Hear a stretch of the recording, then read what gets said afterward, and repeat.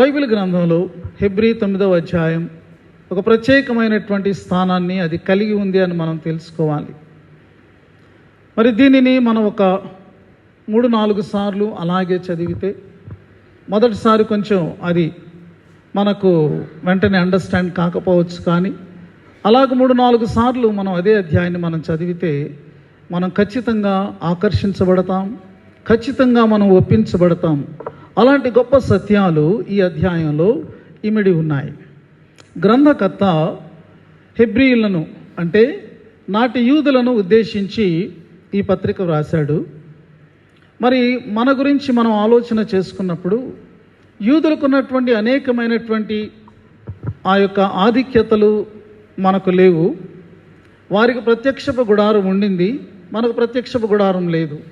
వారికి ప్రధాన యాజకుడు ఉన్నాడు, మనకు ప్రధాన యాజకుడు కానీ యాజకులు కానీ ఎవరూ లేకుండా ఉన్నారు. అలాగే వారికి ఆ యొక్క గుడారము లోపల వెలుపల ఒక బలిపీఠం ఉంది, గంగాళం ఉంది. గుడారంలోనికి మనం పరిశుద్ధ స్థలంలోనికి మనం ఎంటర్ అయితే అక్కడ దీపవృక్షం ఉంది, అలాగే సముఖపు రొట్టెలు పెట్టే బల్ల ఉంది, మరి ధూపవేదిక ఉంది. ఆ తర్వాత అతి పరిశుద్ధ స్థలం అని ఉంది, అక్కడ మందసం ఉంటుంది. మరి ఆ మందసం మీద చాపినటువంటి రెక్కలు కలిగినటువంటి కెరూబులు ఉంటాయి. మందసము లోపల మన్నా కలిగినటువంటి బంగారు పాత్ర ఉంటుంది. 10 ఆజ్ఞలు కలిగినటువంటి రాతి పలకలు ఉంటాయి. చిగిరించినటువంటి అహరోను కర్ర ఉంటుంది. ఇవన్నీ కూడా మనం గ్రంథం ద్వారా తెలుసుకున్నాం, కానీ మనకు అవేమీ కూడా లేవు. యూదులు నిజంగా వారు చాలా ఆధిక్యతను పొందినటువంటి వారుగా మనం జ్ఞాపకం చేసుకోవచ్చు. అయితే గ్రంథకర్త యూదులను ఉద్దేశించి వ్రాస్తున్నాడు. నాటి యూదులు అంటే యేసుక్రీస్తు ప్రభువారు ఆయన యొక్క శ్రమ మరణ పునరుద్ధాన ఆరోహణం తర్వాత విస్తరించుచున్నటువంటి క్రైస్తవ సంఘము ఉన్నటువంటి పరిస్థితులలో యూదులలో నుండి క్రైస్తవులైనటువంటి వారిని ఉద్దేశించి పత్రికను వ్రాస్తున్నాడు. కారణం ఏమిటి అంటే వారు అనేక రకాలైనటువంటి నిరుత్సాహాలకు వారు గురి అయ్యారు. మరి వారి మీద అనేకమైన ఒత్తిడులు ఉన్నాయి. వారు కూడా ఈ యొక్క క్రైస్తవ జీవనంలో ముందు కొనసాగడానికి ఎంతో వారు ప్రయాసపడుతున్నారు. ఎందుకు అంటే మరి వారు ఎదుర్కొంటున్నటువంటి పరిస్థితులు వారికి నిరుత్సాహంగాను ఒక రకంగా నిరాసక్తంగాను మారిపోయాయి. ఇలాంటి పరిస్థితుల్లో వాళ్ళు ఏమనుకుంటున్నారంటే అబ్రహాము, ఇస్సాకు, యాకోబులు కొలిచిన దేవుడు కూడా నిజమైన దేవుడే కదా, ఇప్పుడు మనము యేసు ప్రభుని నమ్ముకున్నాము, కానీ ఆ దేవుడు కూడా నిజమైన దేవుడే కదా అన్నట్టుగా వారు తిరిగి మరి ఆచారబద్ధమైనటువంటి ధర్మశాస్త్రం అనేటటువంటి కాడి క్రిందకు వెళ్ళేటటువంటి ఆలోచనలో పడినప్పుడు భారముతో గ్రంథకర్త ఈ యొక్క మరి లేఖను ఆయన వ్రాసినట్టు మనం అర్థం చేసుకోవాలి. ప్రియమైనటువంటి వారులారా, ప్రాక్టికల్గా ఇవన్నీ మనకు లేనప్పటికీ కూడా ఈ పత్రిక మనందరికీ కూడా మరి దేవుడు రాయించినటువంటి పత్రికే అని మనం తెలుసుకోవాలి. అయినప్పటికీ కూడా ఈ గ్రంథంలో ఉన్నటువంటి కొన్ని విషయాలు మనం గమనిద్దాం. ముఖ్యంగా ఈ అధ్యాయంలో గ్రంథకర్త ఏ సత్యాన్ని ఆయన మరి వివరిస్తున్నాడు అంటే నాడు ఉన్నటువంటి ప్రధాన యాజకత్వం, అలాగే ప్రధాన యాజకుడు చేసేటటువంటి మరి ఆ యొక్క పరిచర్య వ్రాయబడి ఉంది. నేను మీ ముందుకు ఒక 4 అంశాలు 4 పాయింట్లు మాత్రం తీసుకుని రావాలని నేను తలస్తూ ఉన్నాను. ఎందుకంటే ఈ అధ్యాయం మీద చాలా గొప్ప విషయాలు మనము నేర్చుకోవచ్చు, కానీ మనకున్నటువంటి సమయంలో కొన్ని విషయాలు మనము తెలుసుకోవడానికి ప్రయత్నం చేద్దాం. యూదులకున్నటువంటి లేకపోతే నాడు ఆ యొక్క ఇశ్రాయేలీయులకున్నటువంటి ప్రధాన యాజక పరిచర్యను మనము గమనించినప్పుడు ప్రధాన యాజకుడు సంవత్సరానికి ఒకసారి, ప్రతి సంవత్సరం, every year but once in a year, ప్రతి సంవత్సరం అతడు చేయాలి, కానీ ఆ సంవత్సరంలో ఒకసారి మాత్రమే అతడు ఆ ప్రత్యేకమైన పరిచర్య చేస్తాడు. అదేమిటి అంటే అతి పరిశుద్ధ స్థలములోనికి, శాంక్టమ్ శాంక్టోరమ్ అని అంటారు, హోలీ ఆఫ్ హోలీస్ లోనికి సంవత్సరంలో ఒక్కసారి మాత్రమే అతడు వెళ్తాడు. అతడు వెళ్ళినటువంటి దినాన్ని ఏమన్నారంటే ప్రాయశ్చిత్తార్థ దినము అని అన్నారు. అలాగే మరొక మాట ఏమన్నారంటే మహావిశ్రాంతి కాలము అని కూడా అన్నారు. ఇశ్రాయేలీయుల దృష్టిలో సంవత్సరం అంతట్లో కూడా అతి పవిత్రంగా ఎంచుకోదగినటువంటి దినం ఏదైనా ఉన్నది అంటే అది ఈ దినమే, ప్రాయశ్చిత్తార్థ దినం. అంటే దేవునికి అతి సమీపముగా ప్రధాన యాజకుడు ప్రజలందరి పక్షంగా అతడు వెళుతున్నటువంటి ఆ యొక్క విషయం. ప్రియమైనటువంటి వార్లారా, ఒక కంపారిటివ్ స్టడీ లాగా మనం చేస్తే పాత నిబంధన ప్రధాన యాజక పరిచర్యను మనము తీసుకొని ఇక్కడ అతడు వ్రాస్తున్నటువంటి సత్యాలతో మనం కంపేర్ చేస్తే అతడు సంవత్సరానికి ఒక్కసారి కానీ ప్రతి సంవత్సరం వెళుతూ ఉండాలి. ఆ రోజు అతడు ప్రజలందరి కొరకు తన కొరకు ప్రాయశ్చిత్తాన్ని చేస్తాడు. అయితే ఆ ప్రాయశ్చిత్తము నిలకడగా ఉండేటటువంటిదా? అది ఎప్పుడూ కూడా ఆ ప్రాయశ్చిత్తము మరి అది ప్రభావితమైనటువంటిదిగా యాక్టివ్గా ఉంటుందా? ఆ యొక్క ప్రాయశ్చిత్తము ద్వారా వారు ఎక్స్పెక్ట్ చేస్తున్నటువంటి విమోచన, పాప విమోచన అలాగే ఉంటుందా అని మనం ఆలోచన చేస్తే అది ఉండదు. ఒకవేళ ఉన్నట్టయితే గత సంవత్సరం చేశాడు కదా, మళ్ళీ ఈ సంవత్సరం ఎందుకు ప్రాయశ్చిత్తం చేయాలి? ఈ సంవత్సరం చేస్తాడు కదా, మరలా నెక్స్ట్ ఇయర్ ఎందుకు చేయాలి? అంటే ఎప్పటికప్పుడు చేయాల్సిందే. మరి అందులో మనకు బయలుపడుతున్నటువంటిది ఏంటంటే ఆ విమోచన, ఆ ప్రాయశ్చిత్తం ద్వారా వచ్చేటువంటి విమోచన అది నిరంతరమైనది కాదు, అది ఎప్పటికప్పుడు. కానీ ప్రియమైనటువంటి వార్లారా, ఈ అధ్యాయంలో మనకు పరిచయం అవుతున్నటువంటి యేసుక్రీస్తు ప్రభువును మనం చూచినప్పుడు ఆయన మన ప్రధాన యాజకుడు. హెబ్రీ గ్రంథము యేసుక్రీస్తును ఎలా పరిచయం చేస్తుందంటే విశ్వసించుచున్న ప్రతి ఒక్కరికి కూడా ఆయన ప్రధాన యాజకుడు. నీకు ఒక ప్రధాన యాజకుడు ఉన్నాడు. You have a high priest. ఆయన పేరు యేసుక్రీస్తు ప్రభువు. ఆయన జరిగించినటువంటి ప్రధాన యాజక పరిచర్య అంతటిలో నీకు కూడా దాని యొక్క ఫలితము ఉన్నాయి. మన పూర్వీకులను గురించి మనం ఆలోచన చేస్తే దేవుని ఆలయంలోనికి వాళ్ళు వెళ్ళలేరు, దేవునికి ఏది సమర్పణ చేయడానికి వాళ్ళకి అవకాశం లేదు. మన భారతదేశంలో ప్రియమైన వాళ్ళరా, యాజకుడి దగ్గరికి, ఒక పూజారి దగ్గరికి వెళ్ళడానికి నీకు అర్హత లేదు. అది గత చరిత్ర.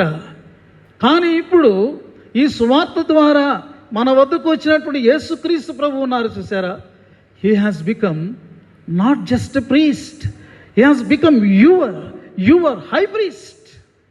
నాకు ఒక ప్రధాన యాజకుడు ఉన్నాడు, నీకు ఒక ప్రధాన యాజకుడు ఉన్నాడు, మనందరికీ కలిపి ఆయనే ప్రధాన యాజకుడు. ఆయన పేరు యేసుక్రీస్తు ప్రభు. ఆయన చేసినటువంటి ప్రధాన యాజక పరిచర్య, ఈ యొక్క ప్రాయశ్చిత్తార్థ కార్యము ద్వారా లభించేది ఏంటో తెలుసండి, వ్రాయబడి ఉన్నది. అది నిత్యమైనటువంటి విమోచన దాని ద్వారా కలుగుతుంది. 11వ వచనం నేను చదువుతున్నాను చూడండి, 9వ అధ్యాయం. అయితే క్రీస్తు రాబోచున్న మేలుల విషయమై ప్రధాన యాజకుడుగా వచ్చి తానే నిత్యమైన విమోచనను సంపాదించి, ఏటేటా ఇక ఆయన ఈ ప్రాయశ్చిత్తం చేయనవసరం లేదు, వన్స్ ఫర్ ఆల్, ఇక ఎన్నటన్నటికి కూడా మరలా చేయవలసినటువంటి ప్రాయశ్చిత్తము అవసరం లేకుండా ఒకే ఒక్కసారి మానవాళి అంతటి కొరకు కూడా ఆయన విమోచనను సంపాదించాడు. ఈ విమోచన నిత్యమైనది. It is eternal redemption brought by our Lord Jesus Christ. దానిని బట్టి మనం ఆయనకు స్తుతులు, స్తోత్రాలు, వందనాలు, హల్లెలూయా మనం చెప్పాలి ఖచ్చితంగా. ఎందుకంటే దీని యొక్క విలువను నీవు కొలవలేవు, దీని యొక్క ప్రాశస్త్యం ఎంత అని నీవు దానిని మెజర్ చేయలేవు. ఆయన నీకు నాకు ఇచ్చింది నిత్యమైన విమోచన. మనం ఎన్నటన్నిటికీ కూడా విమోచించబడినటువంటి వారమే ఆయన విశ్వాసంలో మనము కొనసాగుతూ ఉంటూ ఉండగా, ఇది మొదటి విషయం.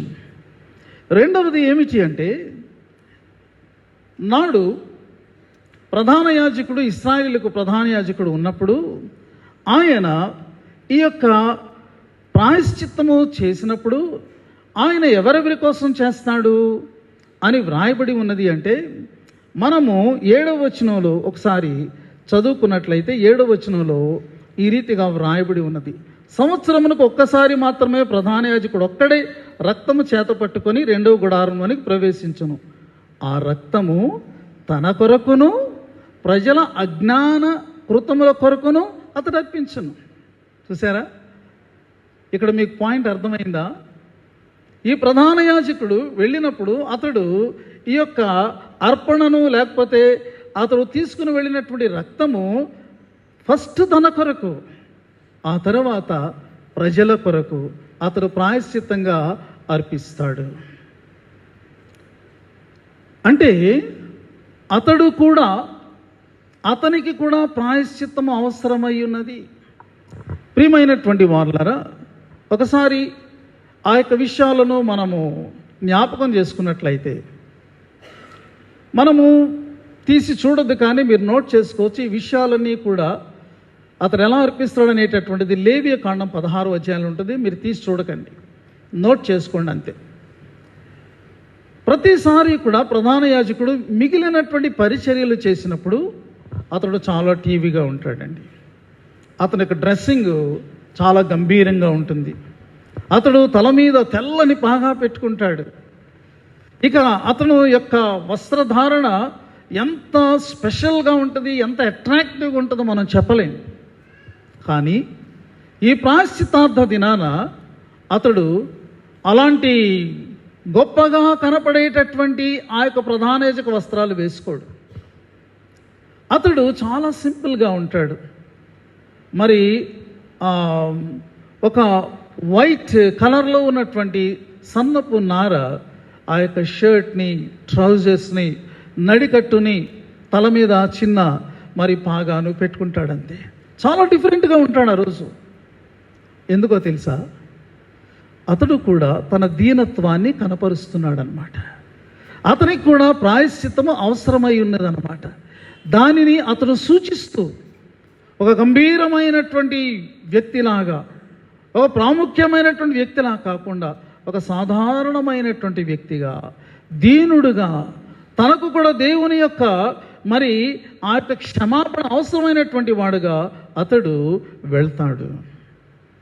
అతడు రక్తాన్ని తీసుకుని వెళ్ళి ఆ యొక్క మందసం ఎదుట నిలిచినప్పుడు మొదట తన కొరకు ఏమని ప్రార్థన చేసుకుంటాడంటే, ఓ దేవా, నీ ఎదుట నేను, నా కుటుంబము దోషమును, అతిక్రమమును, పాపమును చేసి ఉన్నాము. ఈ మాటలు అతడు పలుకుతాడని యూదయ సాంప్రదాయం మనకు తెలియచేస్తుంది. అలా అంటూ లేవి 16వ అధ్యాయంలో 30వ వచనంలో ఉన్నటువంటి వచనాన్ని ఎత్తి, నీ సేవకుడైన మోషే ధర్మశాస్త్రంలో మరి మీరు యెహోవా సన్నిధిని మీ సమస్త పాపముల నుండి పవిత్రులగునట్లు మీ నిమిత్తము ప్రాయశ్చిత్తము చేయబడెను అని వ్రాయబడి ఉంది కదా. ఆ వచన ప్రకారంగా మమ్మల్ని క్షమించండి అని ప్రార్థన చేస్తాడు. ఆ తరువాత ప్రజల యొక్క అజ్ఞాన కృతముల కొరకు, వారి యొక్క పాపముల కొరకు, ప్రజల విషయం కూడా ఇదే ప్రార్థన చేస్తూ అతడు ఆ బలిని అక్కడ మరి ప్రోక్షించడం అనేటటువంటిది జరుగుతుంది. ఇది ప్రధాన యాజకుని యొక్క పరిచర్య విధానం. ప్రియమైనటువంటి వార్లారా, what about our high priest? మన ప్రధాన యాజకుని యొక్క విశేషం ఏమిటి? ఆయన కూడా తన కొరకు బలిని అర్పించుకోవాలా? ఆయన కూడా తన కొరకు ప్రాయశ్చిత్తాన్ని ఆయన చేసుకోవాలా? ఆయనకు కూడా పాప క్షమాపణ అవసరమై ఉన్నదా? మనం గమనించాలి. యేసుక్రీస్తు బాప్తిస్మం ఉన్నది, మన బాప్తిస్మం ఉన్నది. చాలాసార్లు యేసు మన యొక్క బాప్తిస్మాన్ని తీసుకుని వెళ్ళి యేసు ప్రభు బాప్తిస్మానికి కనెక్ట్ చేసేటటువంటి పరిస్థితులు మనకు వినబడుతుంటాయి, కనబడుతుంటాయి. మనం కూడా చాలాసార్లు అలాగే మిస్అండర్స్టాండ్ చేసుకుంటాం. మనం ఎందుకు బాప్తిస్మం తీసుకుంటాం? మనం పాపులము కాబట్టి, మనకు పాప క్షమాపణ కావాలి కాబట్టి, మన పాపములు కడిగివేయబడాలి కాబట్టి మనం బాప్తిస్మం తీసుకుంటున్నాం. యేసుక్రీస్తు ప్రభువుకు అది అవసరం ఉన్నదా? లేదండి. అందుచేత యోహాను అడుగుతాడు, బాప్తిస్మ ఇచ్చే యోహాను, అయ్యా నీ వల్ల నేను బాప్తిస్మ పొందవలసి ఉండగా నన్ను బాప్తిస్మ నువ్వు అడుగుతున్నావేంటి అని అన్నప్పుడు యేసు ప్రభు వారు అన్నమాట, నీతి యావత్తు నెరవేరినట్లు ఇలాగూ కానిమ్మా. ఆయన నీతిని నెరవేర్చిన నిమిత్తము మొదటి అడుగు వేస్తూ బాప్తిస్మం ద్వారా ఆ పరిచర్యకు ఆయన నాంది పలుకుతున్నాడంతే. గమనించండి, మన బాప్తిస్మాన్ని యేసుక్రీస్తు బాప్తిస్మంతో ఎప్పుడు పోల్చొద్దు. నిర్ధారణ తరగతికి వచ్చినటువంటి బిడ్డలకు తెలుసు మన బాప్తిస్మం దేనికి సంబంధించిందో. మీరు వారిని అడిగి తెలుసుకోవచ్చు. యేసుక్రీస్తు ప్రభు యొక్క విశేషమేమి? ఆ ప్రధాన యాజకుని లాగానేనా అంటే కాదు. ప్రక్క పేజీలో మనం చూస్తే 7వ అధ్యాయం 26వ వచనంలో, పవిత్రుడును నిర్దోషియు నిష్కల్మషుడును పాపులలో చేరక ప్రత్యేకముగా ఉన్నవాడి వాక్యాన్ని మీరు కంటత పెట్టండి. పవిత్రుడును నిర్దోషియు నిష్కల్మషుడును మరి పాపులలో చేరక ప్రత్యేకంగా ఉన్నాడు నీ ప్రధాన యాజకుడు. He's unique, he's altogether pure and holy. ఆయన పరిశుద్ధుడు, పవిత్రుడు. ప్రియమైన సంగమ, ఈ యొక్క సత్యాన్ని మనం ఎరిగి ఉండాలి. ఈ సత్యము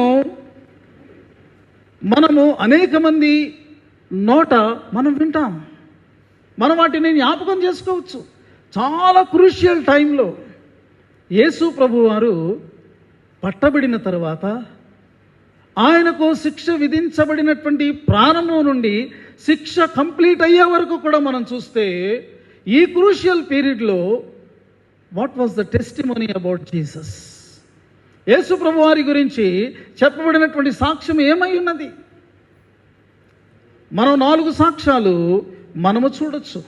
మొట్టమొదటిది ఏంటో తెలుసండి, ఆయనను అప్పగించిన యూద 30 వెండి నాళ్ళు పట్టుకుని వచ్చాడు దేవాలయం దగ్గరికి. ఆ యొక్క ఆలయ పెద్దల దగ్గరికి వచ్చాడు. వచ్చి అంటాడు, నేను నిరపరాధ రక్తమును అప్పగించి పాపము చేశాను. ఆయన నిరపరాధి, యేసు నిరపరాధి. ఎవరు చెప్పారండి ఈ మాట? ఆయనను అప్పగించేశాడు. హైడింగ్లోకి వెళ్ళిపోవచ్చు. ఇప్పుడు బయట పెడితే తన బండారం బయటపడిపోద్ది అనేటటువంటి భయంతో అతడు తప్పించుకుని ఎక్కడికైనా వెళ్ళిపోవచ్చు, లేకపోతే ఇంకా బొంకోవచ్చు, ఇంకా సమర్థించుకోవచ్చు. అతని యొక్క లోపల అతను ఊరుకోనివ్వడం లేదు. అతను వారి దగ్గరికి వచ్చి బహిరంగంగా చెప్తున్నాడు, యేసు ప్రభు నిర్దోషి. A tremendous testimony from the one who betrayed. ఆయనను అప్పగించినటువంటి వాని నోట నుండి వచ్చినటువంటి ఒక అద్భుతమైనటువంటి సాక్ష్యం. ఈ సాక్ష్యాన్ని నువ్వు నమ్మకపోతే, లేకపోతే ఎవరైనా నమ్మకపోతే మనం ఏమీ చేయలేం. రెండవది, ఇది ఒక ఆశ్చర్యాన్ని గొలిపేటటువంటి విధానంలో బయటపడినటువంటి ఒక సాక్ష్యం. ఈ సాక్ష్యం ఎవరి నోట నుండి వచ్చింది అంటే, అక్కడ తీర్పు జరుగుతూ ఉంది. పిలాతు తీర్పు తీర్చనై ఉన్నాడు. బంధింపబడిన వాడై క్రీస్తు ప్రభు అక్కడకు ఆయన రాబోతూ ఉన్నాడు. ఈలోగా పిలాతుకి ఒక మెసేజ్ వెళ్ళింది, పర్సనల్ మెసేజ్. ఆ మెసేజ్ని పంపించింది పిలాతు భార్య. ఆమె ఏమంటుందంటే, అయ్యా ఆయన మంచోడు, పాపం వదిలే, నీకు ఎందుకు వచ్చిన బాధ, ఇదెందుకు నీకు అది కాదు. నేను ఈ యొక్క ఉదయకాలమున ఒక కల కన్నాను. కల ద్వారా నాకు ఒక సత్యము చాలా గట్టిగా నాకు బోధించబడింది. ఆ కలలో నీవెవరికైతే తీర్పు తీర్చబోతున్నావో ఆయన నీతిమంతుడు అని నాకు తెలియచేయబడింది. కాబట్టి పిలాతు, ఆ నీతిమంతుని జోలికి నీవు పోవద్దు. Testimony from nowhere. ఎక్స్పెక్ట్ చేయనటువంటి దిశలో నుండి, ఎక్స్పెక్ట్ చేయని వ్యక్తి దగ్గర నుండి వచ్చినటువంటి ఈ యొక్క టెస్టిమనీ, అది కూడా ఆమె యొక్క ఊహలలో నుండి, సొంత ఆలోచనలో నుండి వచ్చింది కాదు. అది ఆమెకు కళ ద్వారా తెలియచేయబడినటువంటి విషయం. ఈ కళ ఆమెకు ఎక్కడి నుండి వచ్చింది? ఈ సత్యము ఈ కళ ద్వారా ఆమెకు ఎలా తెలియచేయబడింది? ఖచ్చితంగా మనం తెలుసుకోవచ్చు. It was not from her imagination, it is from the heaven. అయితే ఆమె దాన్ని నమ్మి తన భర్తను హెచ్చరిస్తున్నటువంటి సత్యాన్ని మనం చూస్తాము. యేసు నీతిమంతుడు. పిలాతు తీర్పు అంతా అయింది, చేతగాని వాడయ్యాడు. చేతులు కడుక్కుంటూ ఏమని ప్రకటించాడండి? ప్రపంచంలో అది సుప్రీం కోర్టు నాడు, అది ఇంటర్నేషనల్ కోర్ట్ లాంటిది. అది పిలాతు యొక్క మరి ఆ యొక్క న్యాయస్థానం అంటే it is like the international court. అక్కడ పిలాతు చేతులు కడుక్కుంటూ ఏమంటున్నాడంటే, ఈ నీతిమంతుడు, ఈ నీతిమంతుని రక్తము విషయంలో నేను నిరపరాధిని. ఆ యొక్క అత్యున్నతమైనటువంటి న్యాయపీఠం మీద కూర్చున్నటువంటి వాడు ఆ రోజు ఇచ్చినటువంటి తీర్పు ఏమిటి అని మనం ఆలోచన చేస్తే, ఆయన యొక్క వ్యక్తిత్వాన్ని గురించి, ఈయన నీతిమంతుడు, ఈయన యందు ఏ నేరమును లేదు అని అన్నాడు. తర్వాత సిలువకు అప్పగించాడు, అది వేరే విషయం. కానీ అతని యొక్క ప్రకటన ఏమిటి? న్యాయపీఠము నుండి వెలువడినటువంటి ప్రకటన, యేసు నీతిమంతుడు. యేసు ప్రభువారు సిలువ మీద ఆయన తలవాల్చి తన ఆత్మను తండ్రికి అప్పగించుకున్నారు. భూకంపం, ప్రకృతి విలయతాండవం చేసింది. కొద్దిసేపు సృష్టికర్త యొక్క మరణాన్ని తట్టుకోలేక దీన్ని చూస్తున్నాడు, శతాధిపతి చూస్తున్నాడు.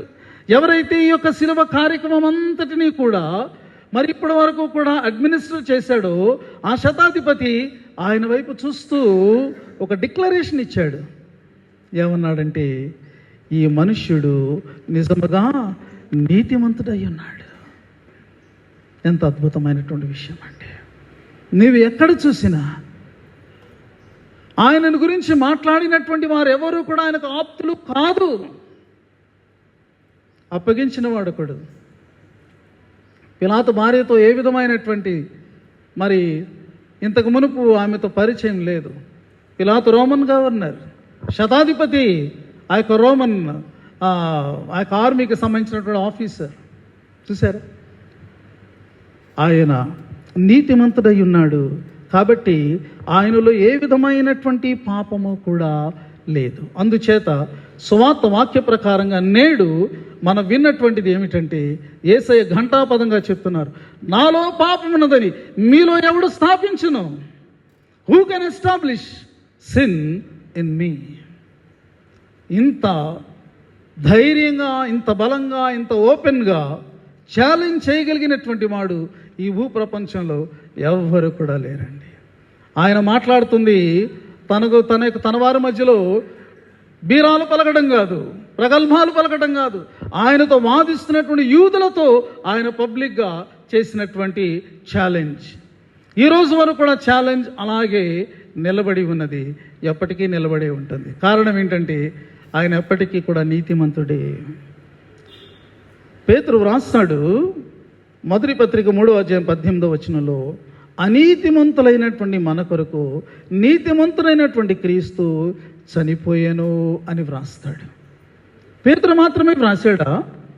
ఇది మరి ఇంతకు మునుపు మనకు లేదా అని మనం ఆలోచన చేస్తే, ప్రవక్త అయినటువంటి యెషయా ద్వారా పలుకుబడినటువంటి వాక్యాన్ని మనం చూస్తే 53వ అధ్యాయం 11వ వచనంలో, అతడు తనకు కలిగిన వేదనను చూచి తృప్తి నందును, నీతిమంతుడైన నా సేవకుడు, గమనించండి, నీతిమంతుడైన నా సేవకుడు జనుల దోషమును భరించి తనకున్న అనుభవ జ్ఞానం చేత అనేకుల నిర్దోషులనగా చేయను.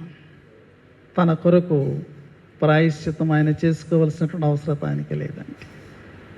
ఇదివరకు ఉన్నటువంటి ప్రధాన యాజకులకు ఉంది, మన ప్రధాన యాజకుడు అలాంటి వాడు కానే కాదు అని మనము తెలుసుకుంటూ ఉన్నాం.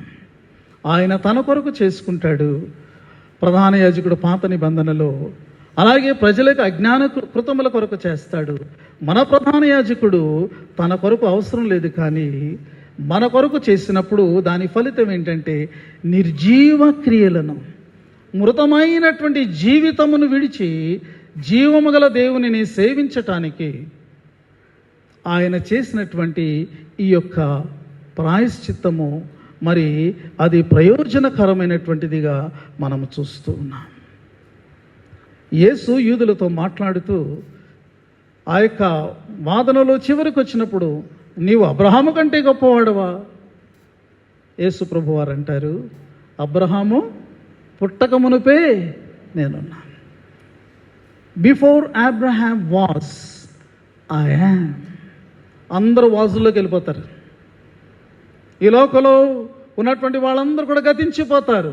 కానీ ఆయన అల్ఫయు ఒమేగయు, మొదటివాడును కడపటివాడును అయి ఉన్నాడు.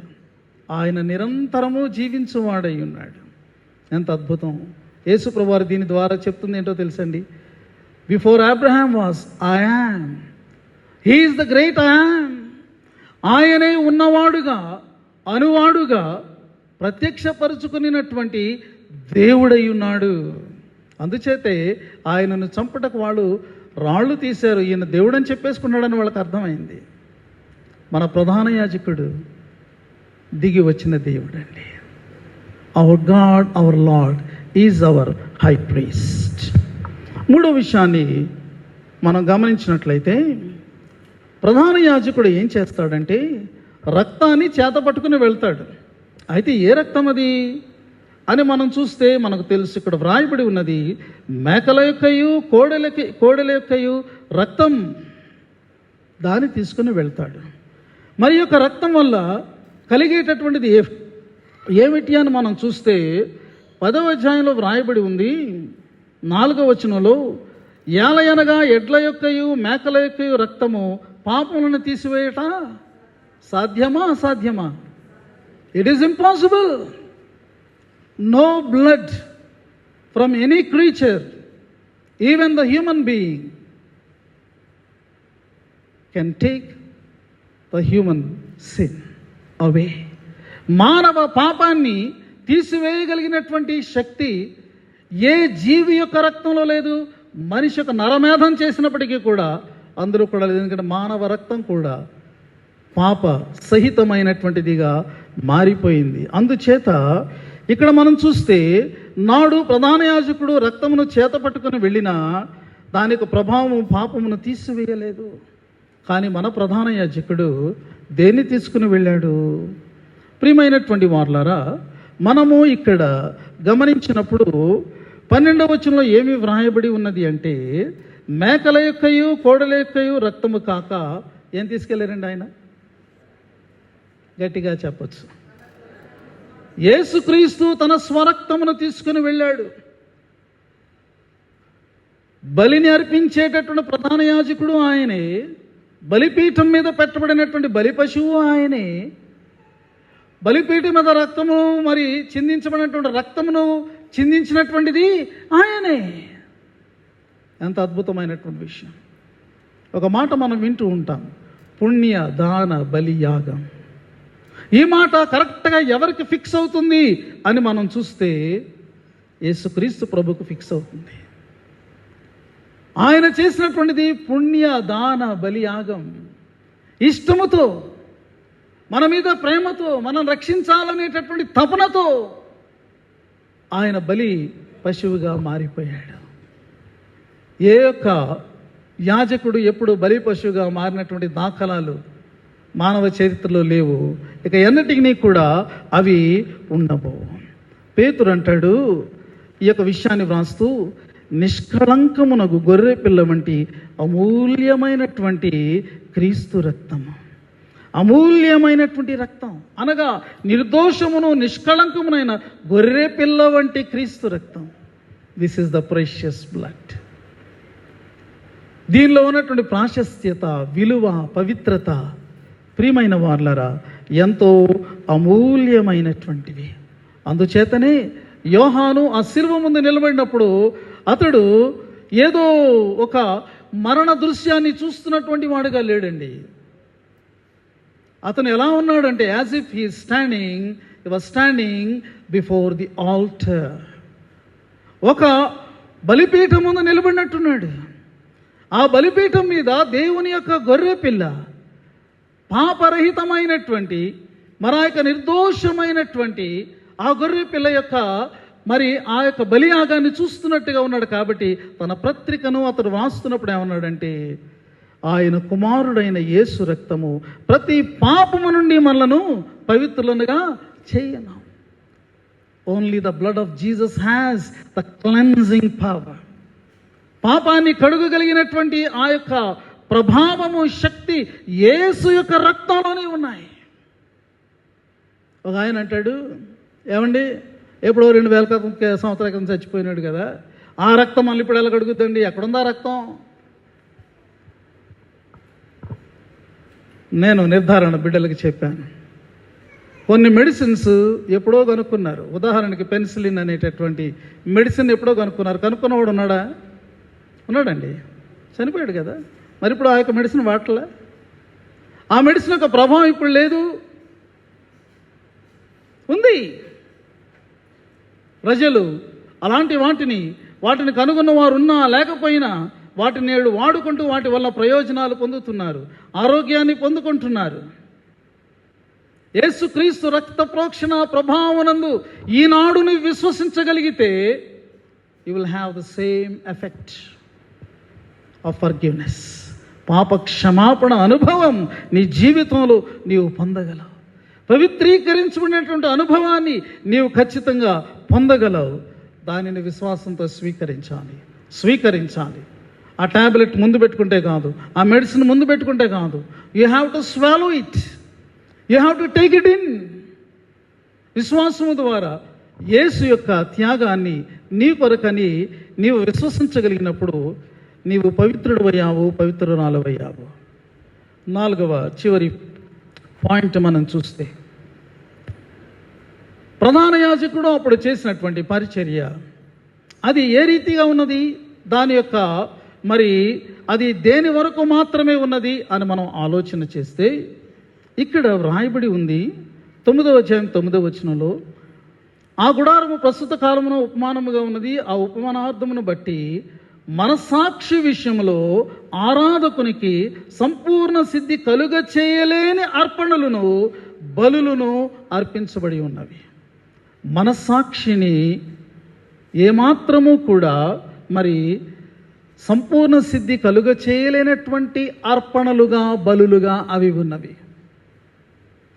ఈ యొక్క మనస్సాక్షిని ఈ బలులు శుద్ధి చేయలేవు. ఆరాధకుడు ఆరాధిస్తున్నాడు, ఈ యొక్క బలి అర్పణలు పట్టుకుని వెళ్తున్నాడు, కానీ అతని మనస్సాక్షి మాత్రము అది కల్మషముతోనే ఉన్నది. ప్రియమైనటువంటి వారులారా, ఇక్కడ గ్రంథకర్త వ్రాస్తాడు 10వ వచనంలో ఏమంటాడంటే, ఇవి దిద్దుబాటు జరుగు కాలం వచ్చే వరకు విధింపబడి అన్నపానములతోనూ నానా విధములైన ప్రక్షాళనలతోనూ సంబంధించి శరీరాచారములు మాత్రమై ఉన్నవి. ఇవి శరీరాచారములే. ఈ యొక్క ఆచారాలు ఎంత నిష్ఠతో, ఎంత నియమంతో నువ్వు ఆచరించినప్పటికీ కూడా your inner being will not become pure. మన భారతదేశంలో